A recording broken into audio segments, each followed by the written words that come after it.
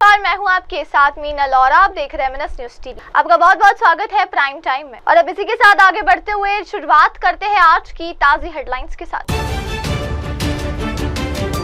Dwarka expressway पर देश की पहली AI संचालित स्मार्ट ट्रैफिक प्रणाली शुरू। अंतर्राष्ट्रीय नशा विरोधी दिवस पर त्रिपुरा के मुख्यमंत्री मानिक शाह ने बाइक रैली को दी हरी झंडी। दंडनपुर कांड में कथावाचों की जाति छुपाने पर मारपीट, 4 आरोपी गिरफ्तार। और अब खबरें विस्तार के साथ। द्वारका एक्सप्रेसवे पर देश की पहली AI संचालित स्मार्ट ट्रैफिक प्रणाली शुरू हो गई है। नई NHAI गाइडलाइंस के तहत लागू हुआ है। द्वारका एक्सप्रेसवे पर भारत की पहली AI आधारित स्मार्ट ट्रैफिक प्रणाली की शुरुआत की गई। ये स्मार्ट ट्रैफिक प्रबंधन प्रणाली national highway authority of India यानी कि NHAI की नवीनतम 2023 गाइडलाइंस के अनुसार तैयार की गई।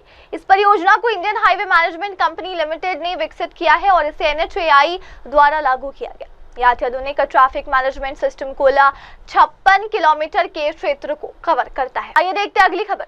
अंतर्राष्ट्रीय नशा विरोधी दिवस पर त्रिपुरा के मुख्यमंत्री मानिक शाह ने बाइक रैली को दिखाई हरी झंडी। राज्य को नशा मुक्त बनाने का संकल्प। त्रिपुरा के मुख्यमंत्री डॉक्टर मानिक शाह ने अंतर्राष्ट्रीय नशा एवं अवैध तस्करी विरोधी दिवस के अवसर पर एक बाइक रैली को हरी झंडी दिखाकर रवाना किया।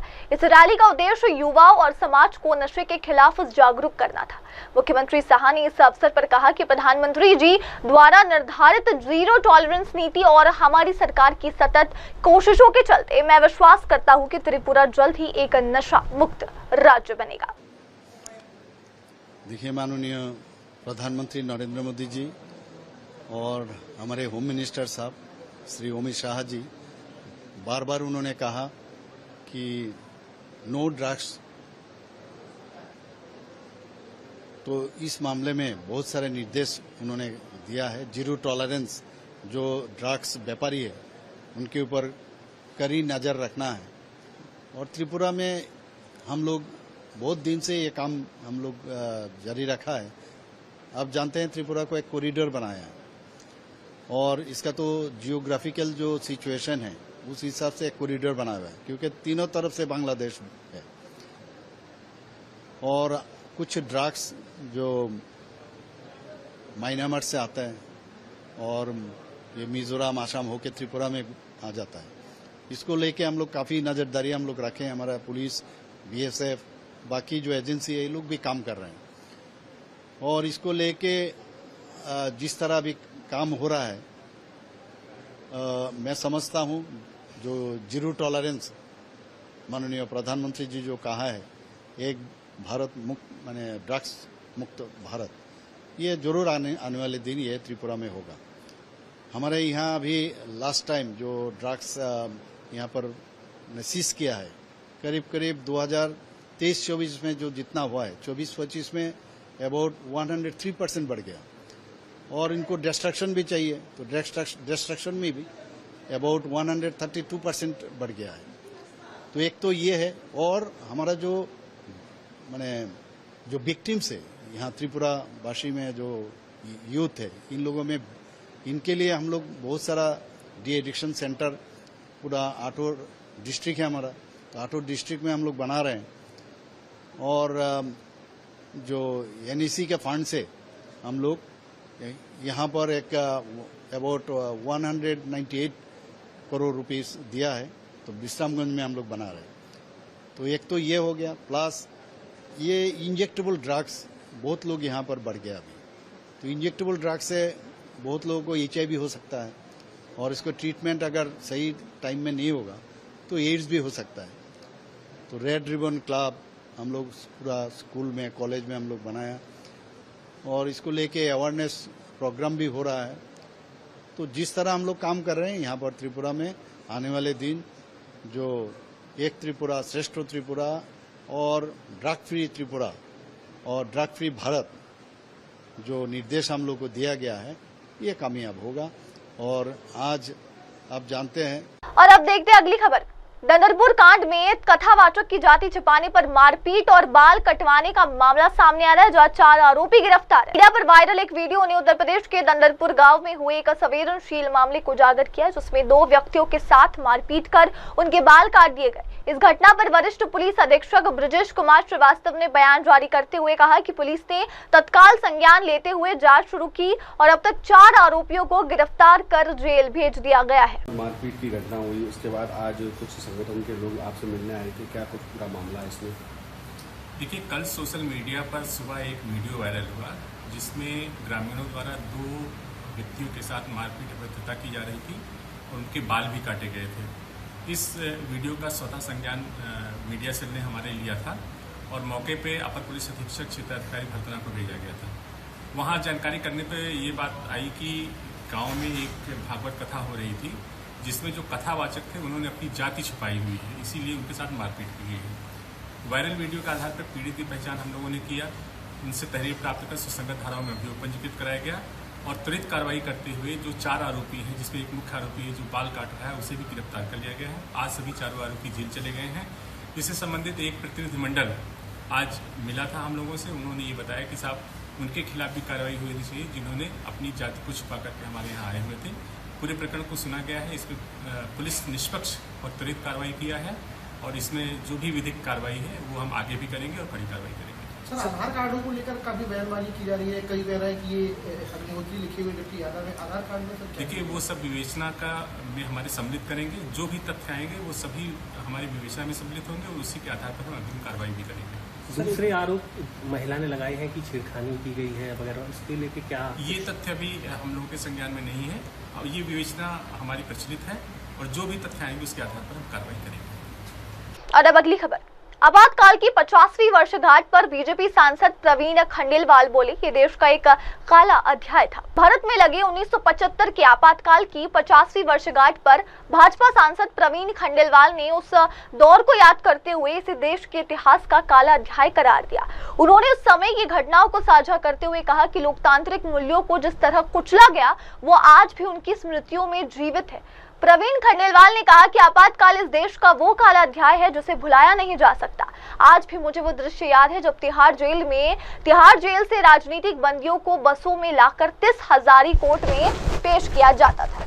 देखिए, आपातकाल इस देश का वो काला अध्याय है कि आज भी मैं उस दृश्य को याद करता हूँ कि जब तिहाड़ जेल से कैदी बस में आया करते थे 30 हजारी कोर्ट में और उनके हाथों में हथकड़ियाँ लगाई गईं। वो कोई कातिल और मुजरिम नहीं थे, फिर भी उनके हाथों में हथकड़ियाँ लगाई गईं और वो उस वक़्त एक ही गीत गाते थे कि हथकड़ियों की झनकार सुनो, जनतंत्र की ललकार सुनो, न चली है न चलेगी तानाशाहों की सरकार सुनो, न अपील है न वकील है न दलील है, हो रही शराफत गली गली जलील है। तो आपातकाल का ये वो दौर था और उस दौर में क्या कुछ नहीं हुआ। मेरी अपनी लोकसभा में तुर्कमान गेट में जिस तरीके से तत्कालीन सरकार ने विध्वंस किया, घर तोड़े, लोगों की जबरन नसबंदी कराई, सड़क से पकड़ करके लोगों को नसबंदी कैंप में ले जाया गया, डराया गया, धमकाया गया, वो आपातकाल का वो दौर है जो आज भी याद आता है। और इनको याद इसलिए रखना पड़ता है कि लोकतंत्र की जड़ें जब भी मजबूत होंगी जब इस काले अध्याय को हमेशा के लिए याद रखा जाएगा। और अब अगली खबर। महंत गिरजी महाराज बोले, अंबुबाची महोत्सव मां कामाख्या का पावन पर्व है, 51 शक्ति पीठों में सबसे सर्वोच्च। प्रसिद्ध कामाख्या देवी मंदिर में चल रहे अंबुबाची महोत्सव के अवसर पर महंत गिरजी महाराज ने मां कामाख्या की महिमा का गुणगान करते हुए कहा कि ये पर्व शक्ति उपासना की गहराई को दर्शाता है। उन्होंने कहा, ये अंबुबाची महोत्सव मां कामाख्या का पावन पर्व है। 51 शक्ति पीठों में मां कामाख्या को सबसे सर्वोच्च माना जाता है। ये भगवती माँ कामाख्या का जो है अंबुबाची महोत्सव के नाम से ये कार्यक्रम है। भगवती कामाख्या 51 शक्तिपीठों में सर्वोपरि उत्तम शक्तिपीठ है। भगवती कामाख्या का मुख्य स्वरूप योनिमात्राय शरीराय कुंभवासिनी कामदाय रजस्वला महातेजाय कामाक्षी ध्यायताम सब, यानी योनि स्वरूप है भगवती। योनि स्वरूप है, क्योंकि 51 शक्तिपीठों में कहीं नेत्र गिरे, कहीं जीव गिरी है, कहीं स्तन गिरे, कहीं पूर्णागिरी में नाभि गिरी है। इसी प्रकार योनि भाग नीलांचल पर्वत पर गिरा, जिसे आज कामरूप पर्वत कहते हैं। वहीं तीनों देवताओं के कहने पर भगवती ने जो है तीनों देवताओं की इच्छा पूर्ति की है, तीनों देवताओं को अपना आसन बनाया है, इसलिए इनका नाम जो है कामांछा पड़ा है। कामनाओं की इच्छा, तीनों देवताओं की इच्छा थी कि किसी प्रकार से हम शक्ति के जो है आसन बने, तो देवता रूप में आसन बनना उचित नहीं था। तो कालिका पुराण में आया है कि ब्रह्म विष्णु शिवैर देवैर ध्रयते सा जगन्मयी सित प्रेतो महादेवो ब्रह्मा लोहित पंकजम हरिर हरिस्तु विज्ञेयो वाहनानि महूजसा स्वमूर्ता वाहनत्वंतु तेषाम यशमान न इज्जते। यानी तीनों देवताओं ने आसन बनने की भगवती से इच्छा प्रकट की, तो भगवती ने ऐसा ही होगा। तो ब्रह्मा की उत्पत्ति कमल से है, तो ब्रह्मा ने कमल का रूप धारण किया। हरि कहते शेर को, हरि कहते विष्णु को भी, तो विष्णु भगवान ने शेर का रूप धारण किया। और सब रूप में भगवान शंकर शेर के ऊपर यानी विष्णु के स्वरूप के ऊपर लेट करके उनकी नाभि से ब्रह्मा का स्वरूप जो कमल है उस पर भगवती 12 भुजा और 6 सर के द्वारा भगवती जो है विराजमान हुई। इस प्रकार से तीनों देवताओं की इच्छा पूर्ति करने के कारण कामांछा नाम पड़ा। और योनि भाग पर जो है 3 दिन के लिए जो है 22, 23, 24 आद्रा नक्षत्र के ऊपर जो है आता है समय, साल में एक बार। तो माताएं जो योनि भाग पर वस्त्र डालती हैं, उस वस्त्र पर जो है यानी जैसे मासिक धर्म के धब्बे आते हैं उसी प्रकार से धब्बे आते हैं। वही वस्त्र जो है समस्त कामनाओं को देने वाला होता है। कहते हैं कामाख्या वस्त्र मादायो जब पूजा समाचरी पूर्ण कामम लभे देवी सत्यम सत्यम न संशया। यानी समस्त कामनाओं को देने वाला हुआ वस्त्र होता है।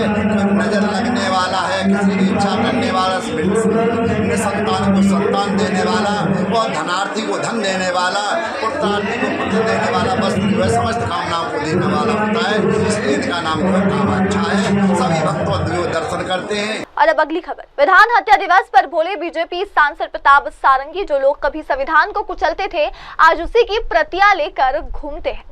आपातकाल की 50वीं वर्षगांठ पर संविधान हत्या दिवस के मौके पर भाजपा सांसद प्रताप सारंगी ने कांग्रेस पर तीखा हमला बोला। उन्होंने 1975 में लगाए गए आपातकाल को लोकतंत्र और संविधान की हत्या बताया और कांग्रेस पर अवसरदात का आरोप लगाया।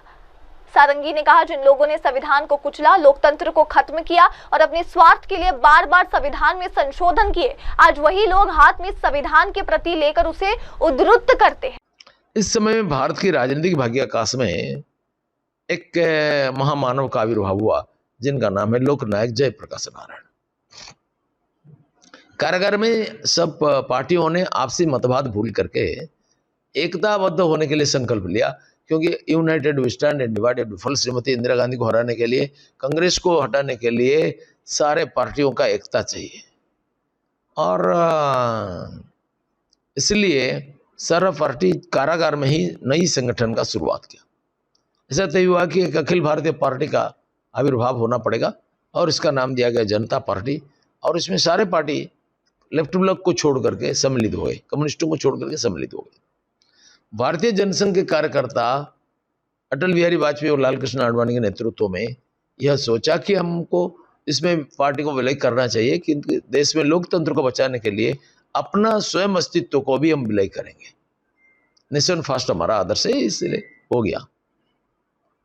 इमरजेंसी में जो अत्याचार हुआ इसका वर्णन करना मुश्किल है। निर्दय नारक की अत्याचार हो रहा, कारागार में कितने लोगों का स्वास्थ्य खराब कर दिया गया, किडनी खराब कर दिया गया, कई प्रकार की बातें सुनते हैं। फिर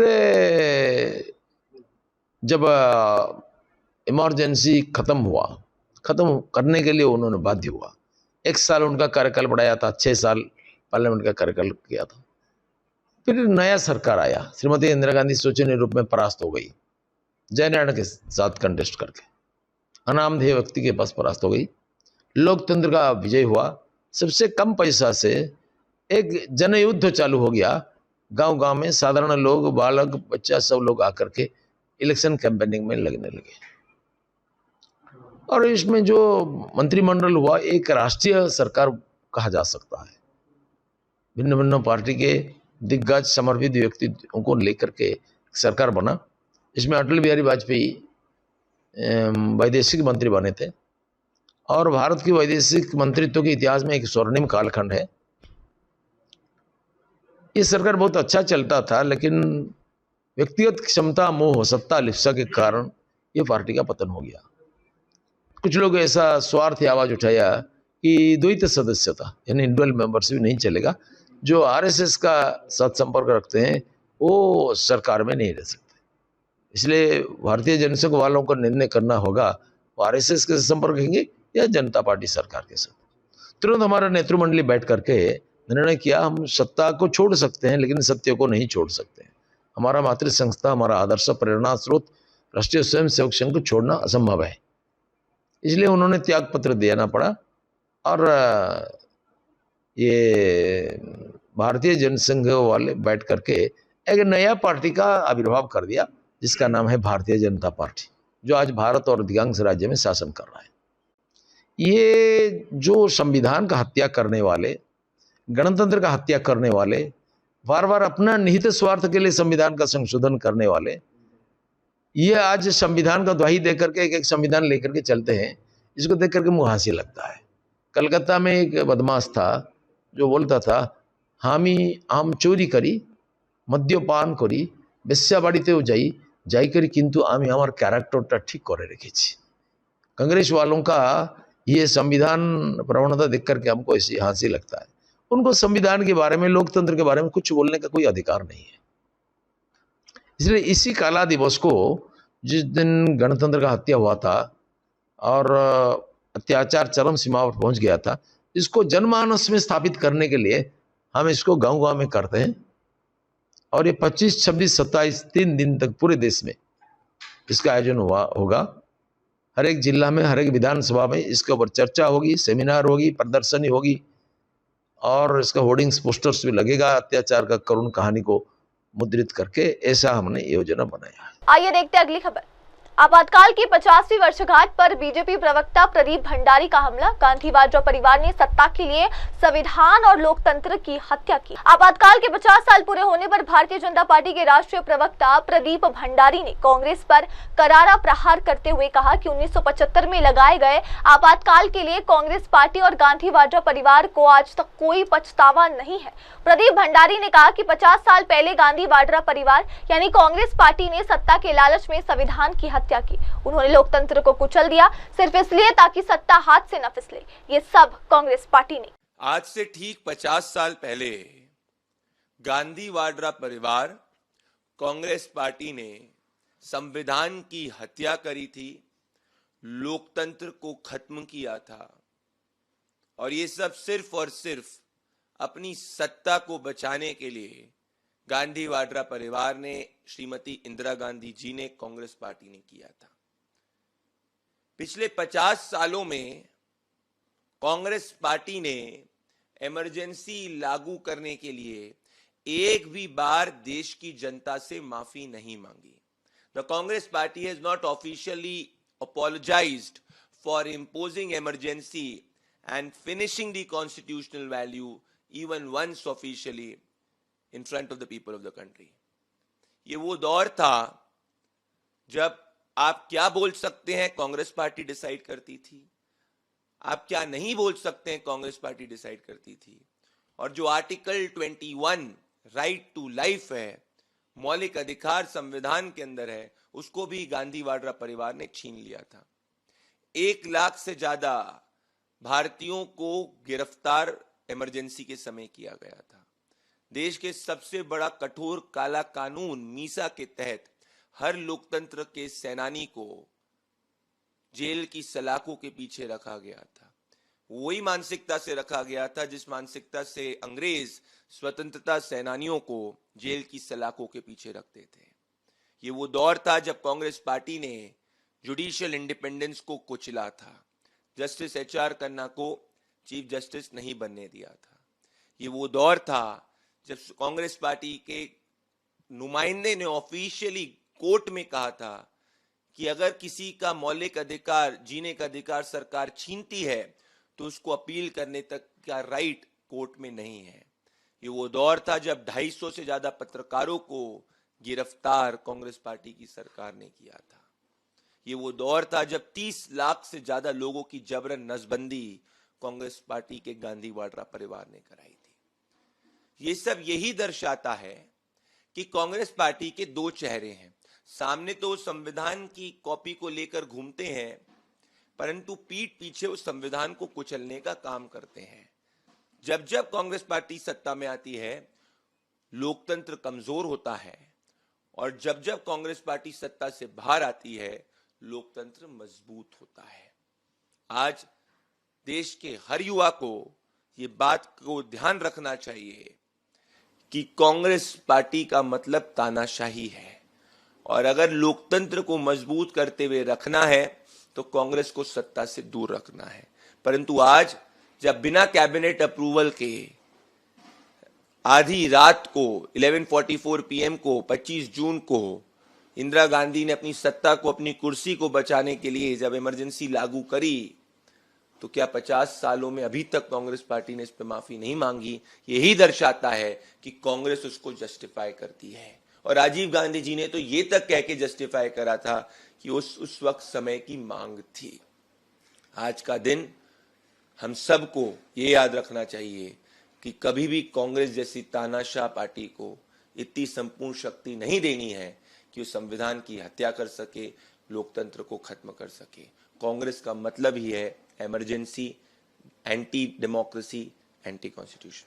और अब अगली खबर। आपातकाल के 50 वर्ष पूरे होने पर बीजेपी सांसद दिनेश शर्मा का बयान सामने आ रहा है। दिनेश शर्मा ने कहा कि पत्रकार संघ के अध्यक्ष के विक्रम राव को डायनामाइट केस में गिरफ्तार कर बालोड़ा जेल में बंद किया गया था। वे कुछ हफ्ते पहले दुनिया छोड़ गए। जेल में उन्हें कई घंटे घुटनों के बल बैठाया गया और एक छोटे से सेल में रखा गया, जो एक पत्रकार संघ अध्यक्ष के लिए अमानवीय व्यवहार था।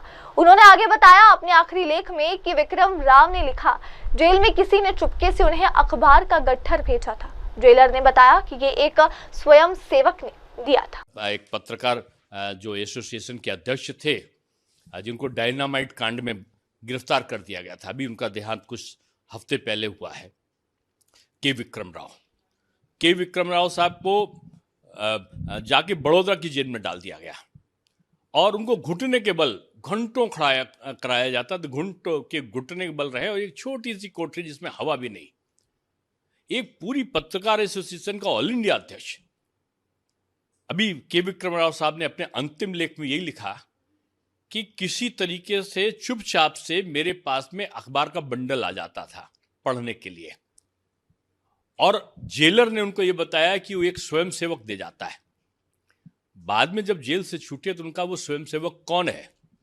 तो वो स्वयंसेवक जो बड़ोदरा में के विक्रम राव साहब को जो अखबार पहुंचाते थे पढ़ने के लिए, क्योंकि पत्रकार अखबार के बगैर तो उसकी यही उसकी ऊर्जा थी, उसका प्राणवायु था कि कुछ ना मिले लेकिन समाचार तो मिले। तो वो जो उनको अखबार देता था, उस व्यक्ति का जब बाहर नाम पूछा तो वो स्वयंसेवक थे नरेंद्र दामोदर दास मोदी।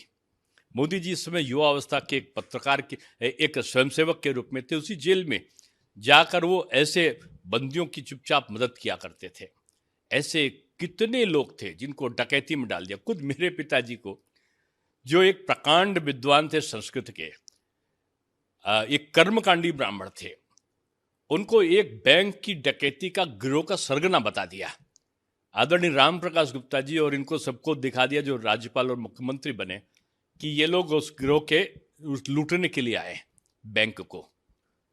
कहाँ से मैं छोटा था, 9-10 साल का, 10 साल का रहा होगा।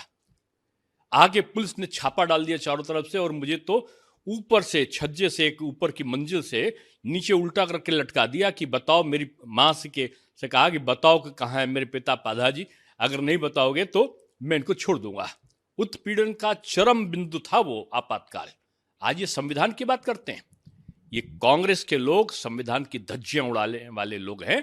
इसीलिए राहुल गांधी ने जो मनमोहन सिंह जी ने प्रस्ताव पारित किया, उसको भी फाड़ के उन्होंने फेंक दिया। तो मैं समझता हूं कि आज इसका स्मरण केवल स्मरण नहीं है, ये लोकतंत्र जो सेनानी थे उनके प्रति हमारा श्रद्धा सुमन है।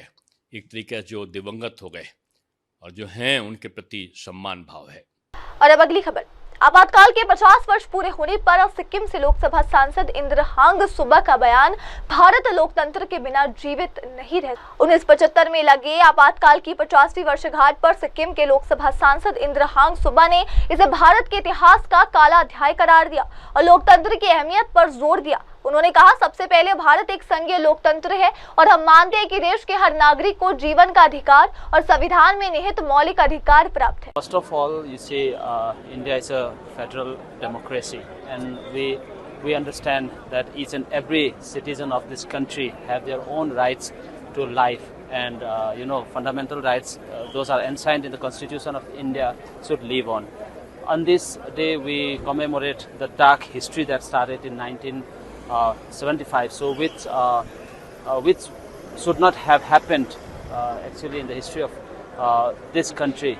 But looking back at this very dark episode, we understand that India cannot live without democracy. Despite such a huge suppression of the fundamental rights and the entire constitutional provisions for the people of India, after 2 years, 21 months to be exact, that emergency was lifted because the Indian society cannot survive without democracy. So this is one thing that we can learn from this dark episode of our country, and this episode actually strengthens our belief that democracy is what our people need, and for which we must all try to defend the democracy in whatever way we can. And it is responsibility of each and every citizen of this country, not just because that we need freedom, but also because that we need our generations to be free, upcoming generations to have those rights that we have enjoyed for so long. अब बढ़ते अगली खबर की ओर। गोदावरी नदी का जलस्तर खतरे के निशान से नीचे, बाढ़ का खतरा टला, मंदिरों में लौटी रौनक। गोदावरी नदी का जलस्तर अब खतरे के निशान से नीचे आ गया है, जिससे बाढ़ की आशंका कम हो गई है और प्रभावित क्षेत्रों में धीरे धीरे सामान्य स्थिति बहाल हो रही। मुख्य मंदिर परिसरों से जल निकासी हो चुकी है, जिसके बाद श्रद्धालु एक बार फिर दर्शन के लिए लौटने लगे हैं। स्थानीय प्रशासन ने बताया कि सुरक्षा उपाय अब भी जारी है, लेकिन फिलहाल स्थिति नियंत्रण में है। अब बढ़ते अगली खबर की ओर। तमिलनाडु के मुख्यमंत्री एमके स्टालिन ट्रेन से वेल्लोर रवाना हुए, करेंगे अत्याधुनिक 7 मंजिला अस्पताल का उद्घाटन। तमिलनाडु के मुख्यमंत्री एमके स्टालिन आज ट्रेन से वेल्लोर के लिए रवाना हुए, जहां वे एक विशाल 7 मंजिला अस्पताल का उद्घाटन करेंगे। कि अस्पताल क्षेत्र के लिए एक बड़ी स्वास्थ्य सुविधा मानी जा रही है। अत्याधुनिक अस्पताल स्वास्थ्य सेवाओं के क्षेत्र में एक नया मील का पत्थर साबित होगा। मुख्यमंत्री के दौरे को लेकर स्थानीय प्रशासन ने सभी तैयारियां पूरी कर ली। स्टालिन के साथ वरिष्ठ अधिकारी और जनप्रतिनिधि भी मौजूद रहे। अब देखते हैं अगली खबर। संविधान हत्या दिवस पर बीजेपी नेता दिनेश शर्मा का हमला। संविधान की बात करने वाली कांग्रेस ने ही उसे चीर डाला था। आपातकाल की 50वीं वर्षगांठ पर भाजपा द्वारा मनाए जा रहे संविधान हत्या दिवस के अवसर पर पार्टी नेता डॉक्टर दिनेश शर्मा ने कांग्रेस पर करारा प्रहार करते हुए कहा कि जो लोग आज संविधान के प्रति लेकर घूमते हैं, उन्होंने ही सबसे पहले संविधान को चीर फाड़ कर डाला था। डॉक्टर शर्मा ने कहा, कांग्रेस ने सत्ता जाने के डर से आपातकाल थोपा। 1971 में जब बांग्लादेश बना, उन्होंने बड़ी संख्या में बांग्लादेशियों को शरण दी, जिससे हालात और बिगड़ने लगे थे। 50 वर्ष में आज संविधान हत्या दिवस है। कांग्रेस लाल किताब का लेकर चलती है संविधान कहकर उसको, लेकिन संविधान का अपमान करने वाली, उसका धज्जियां उड़ाने वाली यह है। धारा 300 अनुच्छेद 352 का हवाला देकर इन्होंने आंतरिक अशांति के नाम पर, जो इनकी अपनी हताशा थी, अपनी सत्ता को खोने की जो इनका डर था, उस कांग्रेस के डर के कारण इन्होंने इमरजेंसी लागू कर दी। 1971 से इन्होंने एक नारा दिया कि गरीबी हटाओ, लेकिन गरीबी हटाने के बजाय गरीबी हटते गए। तुर्कमान गेट पर जिस प्रकार से झुग्गियां हटाने के लिए इन्होंने हजारों लोगों को गोली पे चला दी, जिस तरीके से ये व्यवहार कर रहे थे, चारों तरफ एक वायुमंडल ऐसा बना कि 1971 में जब इन्होंने बांग्लादेश बनाया तो सारे बांग्लादेशियों को, कितने बांग्लादेशियों को इन्होंने शरणार्थी बना दिया। यानी जो भारत की अर्थव्यवस्था थी, शरणार्थियों को यहां आश्रय देने के कारण बिगड़ने लगी।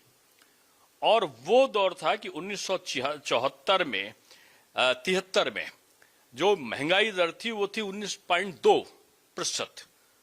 यानी इतनी बड़ी महंगाई दर। आज हमारी 7-8% की महंगाई दर होती है तो ये चिल्लाते हैं, उस समय इनकी महंगाई दर 19.2% हो गई और 1974 में बढ़कर अचानक 27.3% हो गई। हाहाकार मच गया, मुद्रास्फीति की दर बढ़ गई, महंगाई की दर में वृद्धि हो गई, जीडीपी गिरने लगा, लोगों के रोजगार छीनने लगे। ऐसे समय लोगों का असंतोष स्वाभाविक था। माननीय न्यायालय के निर्णय में, जिसमें साफ हो गया था कि आदरणीय राजनारायण जी ने जो रिट दायर करी, माननीय न्यायालय ने इनको 6 वर्ष के लिए इंदिरा जी को किसी भी पद के अयोग्य घोषित कर दिया और ये भी निर्णय कर दिया कि उनकी सदस्यता चली जाएगी और वो कोई पद को धारित नहीं कर सकते। उसको बचाने के लिए इन्होंने एक जो धारा 352 थी, अनुच्छेद 352, उसका सहारा लेके 25 जून की रात को इमरजेंसी, फखरुद्दीन अली साहब उस समय राष्ट्रपति हुआ करते थे, लागू कर दिया और 26 तारीख से गिरफ्तारी, जजेस का स्थानांतरण, यानी जो जज इनके खिलाफ उसका स्थानांतरण, उसके खिलाफ कार्रवाई, और जो पत्रकार, पूरी प्रेस काउंसिल ऑफ इंडिया को भंग कर दिया, प्रेस काउंसिल ऑफ इंडिया के पदाधिकारियों को गिरफ्तार कर दिया। उनके अध्यक्ष के विक्रम राव थे, उनको बड़ौदा जेल में जाके भेज दिया।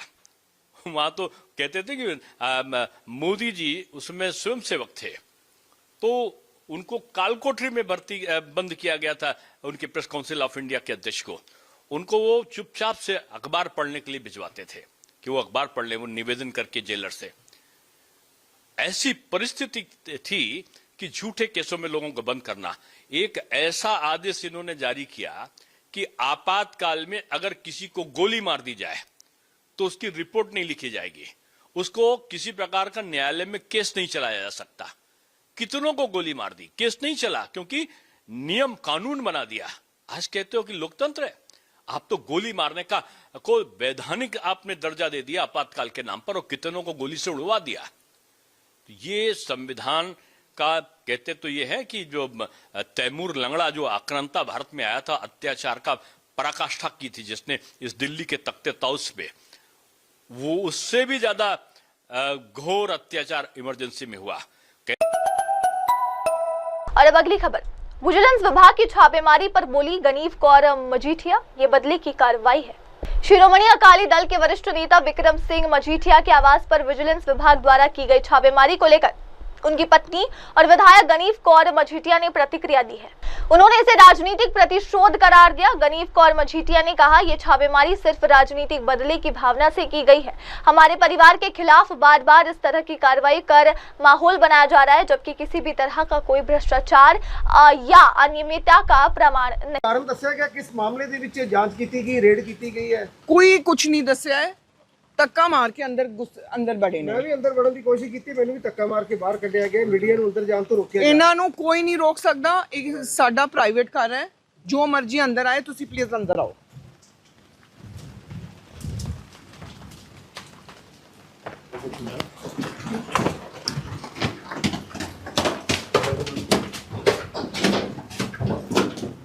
ਆ ਬੰਦੇ ਖੜੇ ਨੇ ਜਿਨ੍ਹਾਂ ਨੂੰ ਲੈ ਕੇ ਧੱਕਾ ਮਾਰ ਕੇ ਸਾਡੇ ਘਰ ਦੇ ਅੰਦਰ ਆਏ ਨੇ। ਮੈਂ ਮੈਡਮ ਨੂੰ ਬੁਲਾ ਦੇ, ਤੁਸੀਂ ਕਰਜ਼ਾ ਵੀ ਨਹੀਂ ਲੈਣਾ ਹੈ, ਕੋਈ ਕਦੇ ਲੈ ਸਕਦਾ ਕੁਝ ਨਹੀਂ ਇਹਦਾ ਕਿ ਇਹ ਬੈਠੇ ਤੁਹਾਡੇ ਸਾਹਮਣੇ ਬੈਠੇ ਨਹੀਂ, ਬਾਕੀਆਂ ਨੂੰ ਬਹੁਤ ਆਰਾਮ ਨਾਲ ਬੈਠੇ ਨੇ, ਬੈਠੇ ਸਾਰੇ ਨਾਲ ਬੈਠੇ।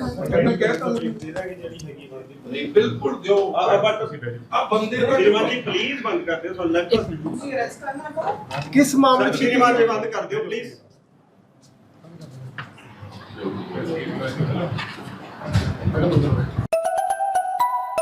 और अब अगली खबर, भारी बारिश में बड़ा हादसा, नहर में गिरी कार, 4 लोगों की मौत, 4 दिन की नवजात भी शामिल। भारी बारिश के बीच दर्दनाक हादसा उस समय हुआ जब 7 लोगों को लेकर जा रही एक कार उफनती नहर में गिर गई। हादसे में 4 लोगों की मौत हो गई, जिनमें 4 दिन की एक नवजात बच्ची, 2 महिलाएं और 1 पुरुष शामिल है। हादसे में 3 अन्य लोग घायल हो गए। प्रत्यक्षदर्शियों के मुताबिक भारी बारिश के कारण सड़क पर फिसलन थी और नहर का जलस्तर भी सामान्य से काफी ऊपर था। कार अनियंत्रित होकर नहर के पुल के नीचे बनी पुलिया में समा गई।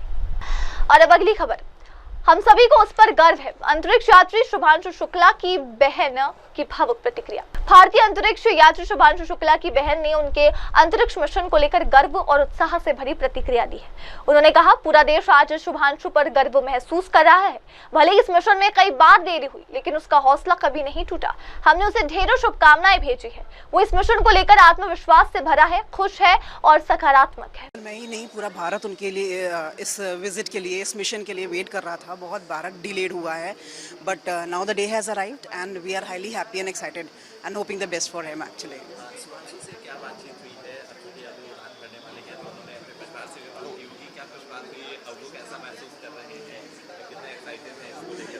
बहुत ज़्यादा बात नहीं हुई, लेकिन हाँ ये ज़रूर हुआ कि वो जो करेंगे अच्छा करेंगे। वो खुश थे अपनी चीज़, अपने मिशन को लेके बहुत खुश और बहुत पॉजिटिव थे कि मैं जो कुछ करूँगा बहुत अच्छे से करूँगा and I believe in my self. तो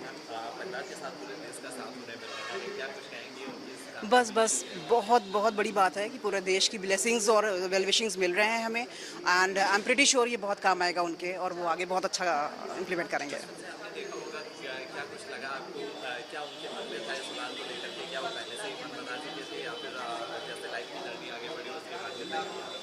उनको उड़ना था, ये ज़रूर था उनके मन में, लेकिन इतना ऊंचा उड़ जाएंगे ये किसी को नहीं पता था। बट स्पेस तक जाने की विशेष तो नहीं, ऑफ कोर्स उन्होंने बहुत लंबा नहीं प्लान किया था। ये एक अपॉर्चुनिटी है, लेकिन मैं भी ये मानती हूँ कम्प्लीटली कि अपॉर्चुनिटीज़ भी उन्हीं को मिलती हैं जो मेहनत करते हैं। So I am pretty sure कि उन्होंने इतनी मेहनत करी है, उनको ये अपॉर्चुनिटी मिली and he is just killing it. Shuchi, मेरा नाम शुचि मिश्रा है एंड मैं उनकी बड़ी बहन हूँ।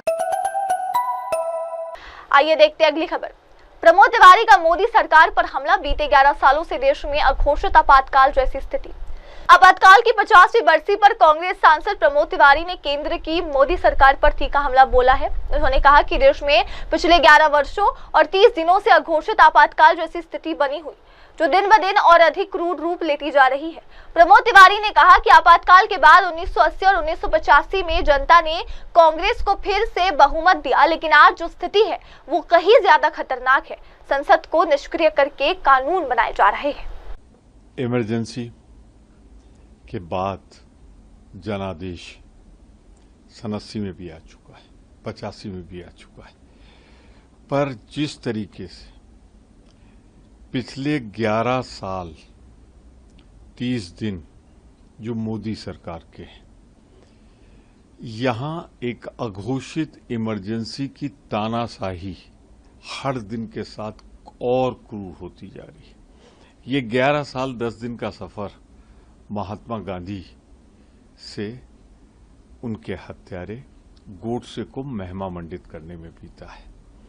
लोकसभा, राज्यसभा पंगु कर दी गई, 150 सदस्यों को निकालकर वहां कानून पास कराए गए।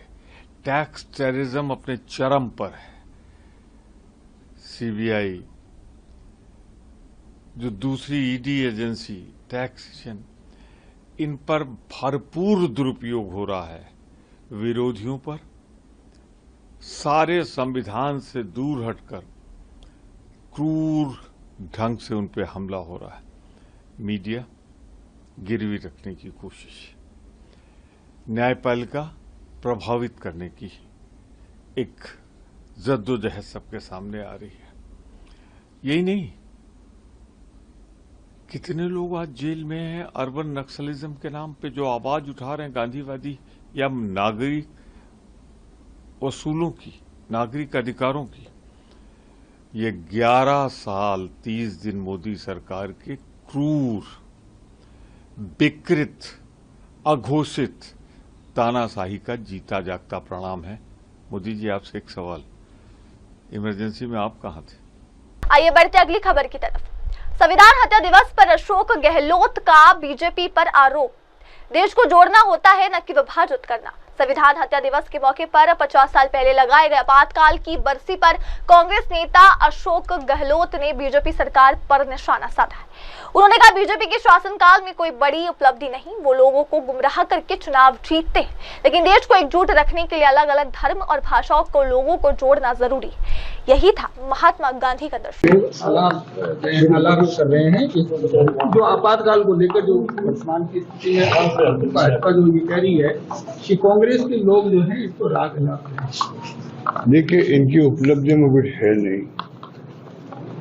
11 साल के शासन में कुछ करके दिखाया नहीं। जो वादे किए थे 2 करोड़ लोगों को रोजगार देंगे, 15 लाख रुपए खाते में डाल देंगे, आपके आमदनी दुगनी कर देंगे किसानों की, क्या क्या नहीं बोले थे। अगर मोदी जी की स्पीच उससे सुन ले हम लोग तो हमें कहने को आवश्यकता ही नहीं। ब्लैक मनी लेके आएंगे स्विस बैंकों से, कितनी बड़ी बड़ी बातें की थी, और असत्य बोल के कि 2G स्पेक्ट्रम घोटाला हो गया, कोलगेट का 1,40,000 करोड़ का घोटाला हो चुका है। 11 साल में वो घोटाले कहाँ गए जो आरोप लगाए थे कांग्रेस पर। तो जिस प्रकार से इन्होंने जो कुछ भी लोगों गुमराह करके बाद में हिंदू मुसलमान करके आप चुनाव जीत जाते हो, पर देश को अगर एक रखना है, अखंड रखना है, तो आपको सभी जाति सभी धर्म के लोगों को साथ लेके चलना ही पड़ेगा। अलग अलग भाषाएं बोलते हैं, दक्षिण में तेलुगु, तमिल, मलयालम, कितनी भाषाएं हैं, बंगाली अलग है, गुजराती अलग है, मराठी अलग है। अब ऐसे मुल्क को अगर एक अखंड रखना है तो तमाम भाषा बोलने वालों को, तमाम जातियों को, तमाम धर्मों को साथ लेकर चलना पड़ेगा। ये कांग्रेस की नीति रही है महात्मा गांधी के जमाने से ही। अब नई पीढ़ी को गुमराह कर रहे हैं, वो हमारे सबके लिए चिंता का विषय होना चाहिए। सच्चाई क्या है? आजकल सोशल मीडिया है, आजकल आर्टिफिशियल इंटेलिजेंस अलग आ गई है। मैं चाहूंगा कि AI का उपयोग सब लोग करें। AI नई क्रांति हो रही है दुनिया के अंदर, जिसमें आपको तमाम इंफॉर्मेशन 50 साल पहले की मिल जाएगी आपको। मैं खुद उसको यूज करता हूँ। कोई चीज मालूम करनी हो तो आप मालूम कर सकते हो। सर, मुख्यमंत्री का जब मामला है तो इतनी बातें कांग्रेस करने के लिए बहुत कुछ है। आजादी जंग हमने लड़ी थी, कांग्रेस के लोगों ने लड़ी थी। RSS और BJP ने अपनी उंगली भी नहीं कटाई उस वक्त। इनको पूछो, इनको, आप भी उस वक्त नहीं थे, आप इनके नेता थे बुजुर्ग। उस वक्त में इन्होंने क्यों नहीं आजादी जंग में भाग लिया? आजादी के बाद में इंदिरा गांधी की हत्या हो गई, खालिस्तान ने बनने दिया, राजीव गांधी की हत्या हो गई। इस परिवार, गांधी परिवार में 2 हत्याएं हुई है। किसे कहते? प्रधानमंत्री पद पर रहते हत्या हो गई। एक तरफ तो ये है इतिहास कांग्रेस शानदार कुर्बानी का, त्याग का, बलिदान का इतिहास। आधुनिक भारत दिख रहा है साइंस में, टेक्नोलॉजी में, आधारभूत संरचना में, बड़े बड़े बांध, कल कारखाने किसने बनाए? पंडित नेहरू के जमाने में। कई बातें कहने को है हमारे पास, इनके पास कहने को कुछ नहीं। इनके पास हिंदुओं को भड़काने वाला कुछ भी नहीं है। और बेरोजगारी है, उसकी चिंता इनको नहीं है। महंगाई बहुत भयंकर बढ़ रही है, उसकी चिंता इनको नहीं है। तो और क्या करेंगे? इमरजेंसी की बात करेंगे। इमरजेंसी में जो कुछ होना था, विशेष परिस्थिति में इमरजेंसी लगा दी इंदिरा गांधी जी ने, मान लो, और परिणाम हमारे खिलाफ आ गए। इंदिरा जी खुद भी चुनाव हार गई और कांग्रेस चुनाव हार गई। उसके बाद में इंदिरा जी ने और सब नेताओं ने कहा भाई ये हमारा कदम ठीक नहीं था। जब एक बार बात हमने खुद ने स्वीकार कर ली, इमरजेंसी लगाई अच्छे उद्देश्य से थे, पर उसके अंदर कई ऐसी बातें हो गई जो जनता हमारे खिलाफ हो गई और हम चुनाव हार गए हैं। उसका उन्होंने एहसास कर लिया सब नेताओं ने। अब इसके बाद में कहना कुछ भी नहीं है। आप उनको फ्रीडम फाइटर घोषित कर रहे हो, क्योंकि असली फ्रीडम फाइटर तो आप मतलब कोई है नहीं।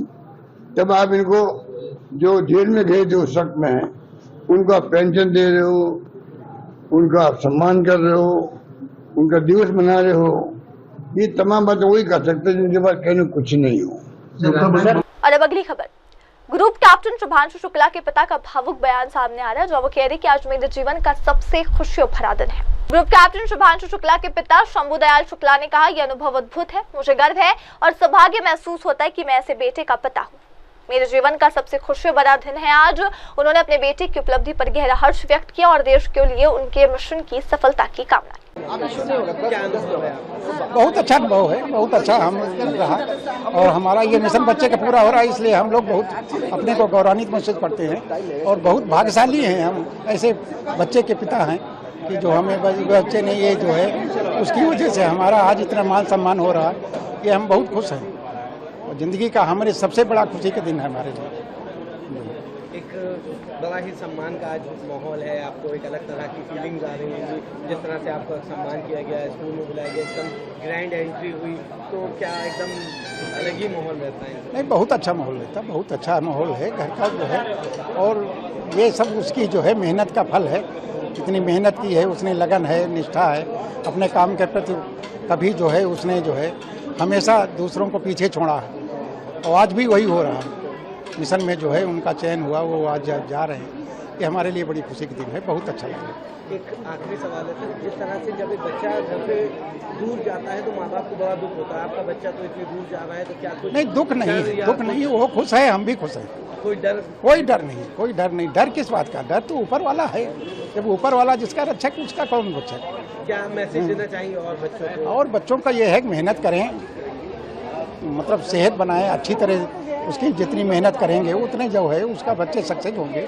मेहनत में कमी न रखें, जो मेहनत पूरी करेगा वो सक्सेस होगा, ये सबसे बड़ी। अब बढ़ते अगली खबर की ओर। 50 साल पूरे होने पर पंजाब के राज्यपाल गुलाब चंद कटारिया का बयान। हर दिन वे लोकतंत्र की बात करते हैं, लेकिन अगर लोकतंत्र की हत्या हुई तो वो केवल उनकी सरकार ने की। पिछले 50 वर्षों से देश उस दिन को लोकतंत्र हत्या दिवस के रूप में याद करता है। निर्दोष लोग, नेता, मजदूर नेता, लेखक और कांग्रेस की आलोचना करने वाले अखबार जेलों में डाले गए। उन्होंने भारत को एक जेल बना दिया। निश्चित रूप से देश में यह आंदोलन युवाओं ने शुरू किया था, जो लोकतंत्र की रक्षा के लिए खड़े हुए थे। की दुहाई देते हैं रोज भाषणों में। लोकतंत्र की हत्या अगर किसी ने की है तो उस समय से सरकार ने की थी, और इसको एक तरह से लोकतंत्र का हत्या दिवस के रूप में ही देश 50 साल से इस बात को याद करता है। निर्दोष लोगों को, सारे लीडर्स को, सारे मजदूर नेताओं को, सारे लेखकों को, जिन्होंने भी कांग्रेस की आलोचना की, जिस अखबार ने भी आलोचना की, वो सब जेल में थे। तो एक तरह से हिंदुस्तान को जेल खाना बनाया, और आधी रात में फखरुद्दीन अहमद को बुला करके दस्तखत करा के देश में आपातकाल पहले घोषित हुआ। सामान्यतः नियम ही होता है कि पहले कैबिनेट की मीटिंग होती है, कैबिनेट उसको अप्रूव करती है, उसके बाद ये प्रक्रिया होती है। लेकिन कैबिनेट का काम बाद में हुआ, राष्ट्रपति के दस्तखत पहले हुए, और रात को ही सारे निर्दोष और देश के सारे लीडर थे, जयप्रकाश नारायण से लेकर अटल जी से लेकर के मधुलेमे से लेकर के जितने लोग थे उस समय जो विपक्ष में एक तरह से कांग्रेस का विरोध करते थे, वो सब पार्टी के लीडर को तो बंद किया ही था, सामाजिक लोगों को भी, या जिन्होंने भी अपनी लेखनी चला करके इसका विरोध किया, वो सब लोग जेल में थे।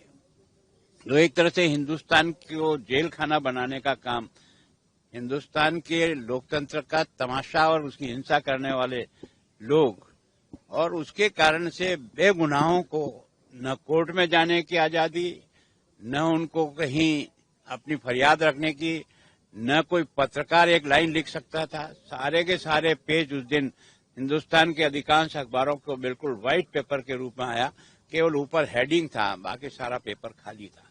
तो इसका मतलब देश ने मन से लोकतंत्र की हत्या के दिवस को माना, लेकिन बाद में मजबूरियां ऐसी थी कि सब लोगों को अपनी कलम से सरकार की तारीफ करने का काम करना पड़ा। सर, आपने भी अपना अनुभव साझा किया, क्या युवाओं को इसके लिए जागरूक करना बहुत ज्यादा जरूरी है? निश्चित रूप से उस समय देखो युवाओं ने ही इस आंदोलन को आगे बढ़ाया। सारे प्रमुख लोग तो पहले से ही गिरफ्तार हो गए। उस समय इस लोकतंत्र की हत्यारी सरकार का विरोध करना या आंदोलन चलाना नामुमकिन था, क्योंकि घर वाले लोग भी आंख मिलाने में भी डरते थे कि हमको पकड़ के ले जाएंगे। उस समय देश में आंदोलन शुरू हुआ इस लोकतंत्र बचाओ के पक्ष में, और उस समय जितने बच्चे आए थे वो सारे नौजवान हैं, 16-17 साल से लेकर 22-24 साल के लोग थे, जो एक तरह से विद्यार्थी थे। कईयों का मेडिकल का 1 साल खराब हो गया, किसी का इंजीनियरिंग का हुआ, किसी का पढ़ते हुए है ना 2 साल बर्बाद हुए। तो उस आंदोलन के कारण से लोकतंत्र को अगर किसी ने बचाया है आंदोलन करके और सरकार को टिकाने की मजबूरी पैदा की है, तो वो उस समय सारी नौजवान पीढ़ी को, तो नौजवान पीढ़ी को उस समय का नहीं, ये जो है ना हर समय इसमें सचेत रहना पड़ेगा। अगर लोकतंत्र को बचाना है तो ऐसा नहीं सरकारें आएगी जाएगी, पार्टियां आएगी जाएगी, पर लोकतंत्र में संविधान की हत्या न हो, इसके लिए हमेशा जागरूक रहना। बीजेपी का कहना है कि इसके लिए माफी मांगनी चाहिए कांग्रेस को। देखो, मैं उसके बारे में तो अभी कुछ नहीं कह सकता हूँ। सारा देश चिल्लाता था माफी क्या मांगो, इनको तो बड़े से बड़े दंड मिलना चाहिए वास्तव में, जिन्होंने इस प्रकार केवल अपने राज को बचाने के लिए, वो भी हमने नहीं चुना था, वो तो इलाहाबाद हाईकोर्ट ने उनको अयोग्य घोषित किया था, उन्होंने गलत तरीके अपनाकर चुनाव जीते थे। तो एक तरह से राजनारायण ने उनके खिलाफ केस लगाया था, इलाहाबाद कोर्ट के बहादुर मतलब एक तरह से जज ने उनके खिलाफ फैसला देकर उनको 6 साल के लिए डिबार कर दिया। उन्होंने अपनी सत्ता को बचाने के लिए ये सारा कुकर्म किया। और फिलहाल के लिए बस इतना ही। दर्शकों, लेते एक छोटा सा ब्रेक के बाद लौटेंगे और देखेंगे देश दुनिया की तमाम बड़ी खबरें। तब तक के लिए आप जुड़े रहे मेरी सहयोगी शुभा के साथ और देखते रहिए MNS न्यूज टीवी। नमस्कार। हाय हेलो नमस्कार, मैं हूं पंकज विष्णु और आप देख रहे हैं MNS न्यूज। आप देख रहे हैं MNS न्यूज, सच जरूर।